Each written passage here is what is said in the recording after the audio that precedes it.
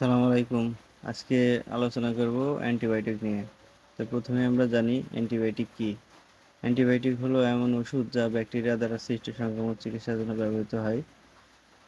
অর্থাৎ অ্যান্টিবায়োটিক মূলত ব্যাকটেরিয়াকে কিল করা অথবা ব্যাকটেরিয়ার গ্রোথকে ইনহিবিট করার জন্য ব্যবহৃত হয়।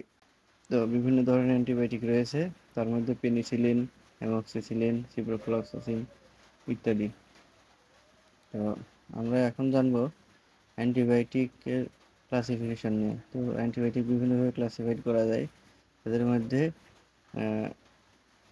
মেকানিজম অফ অ্যাকশন নিয়ে ক্লাসিফাইড করা যায়, কেমিক্যাল স্ট্রাকচার নিয়ে ক্লাসিফাইড করা যায়, স্পেকট্রাম অফ অ্যাক্টিভিটি নিয়ে ক্লাসিফাইড করা যায়। তো পাশাপাশি অরিজিন নিয়ে ক্লাসিফাইড করা যায়, ক্লিনিক্যাল ইউজ নিয়ে ক্লাসিফাইড করা যায়। তো আমরা জানবো মেকানিজম অফ অ্যাকশন নিয়ে ক্লাসিফাইড। তো প্রথমেই আছে সেলুলার সিনথেসিস ইনহিবিটর, অর্থাৎ ব্যাকটেরিয়ার সেলুলার সিনথেসিসকে ইনহিবিট করার মাধ্যমে গ্রোথকে ব্যাকটেরিয়াকে কিল করে। তো এর মধ্যে প্রথমে আছে বিটা ল্যাকটামেজ এনজাইম, যেটা বিটা ল্যাকটামেজ বিটা ল্যাকটামস অ্যান্টিবায়োটিক। এদের মধ্যে আছে পেনিসিলিন, সেফালোস্পোরিন ইত্যাদি। গ্লাইকোপেপটাইডেস, ভ্যানকোমাইসিন। প্রোটিন সিনথেসিস ইনহিবিটর আছে অ্যামোনিয়াম গ্লাইকোসাইড, জেন্টামাইসিন, টোব্রামাইসিন ইত্যাদি। টেট্রাসাইক্লিন গ্রুপের অ্যান্টিবায়োটিক আছে ডক্সিসাইক্লিন, টেট্রাসাইক্লিন ইত্যাদি। ম্যাক্রোলাইড গ্রুপের আছে এরিথ্রোমাইসিন, এরিথ্রোমাইসিন ইত্যাদি।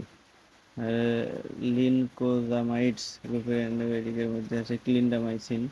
নিউক্লিক অ্যাসিড সিনথেসিস ইনহিবিটর রয়েছে ফ্লুরোকুইনোলোন গ্রুপের অ্যান্টিবায়োটিক সিপ্রোফ্লক্সাসিন, মোক্সিফ্লক্সাসিন, ওফ্লক্সাসিন, লিভোফ্লক্সাসিন, ব্যাসিফ্লক্সাসিন ইত্যাদি। রিফাম রিফামাইসিন গ্রুপের অ্যান্টিবায়োটিক রিফাম্পিন।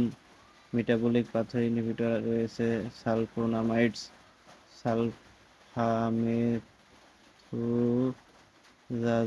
সালফামেথোজাজল ইত্যাদি। তো আজকে এ পর্যন্তই। আল্লাহ হাফেজ।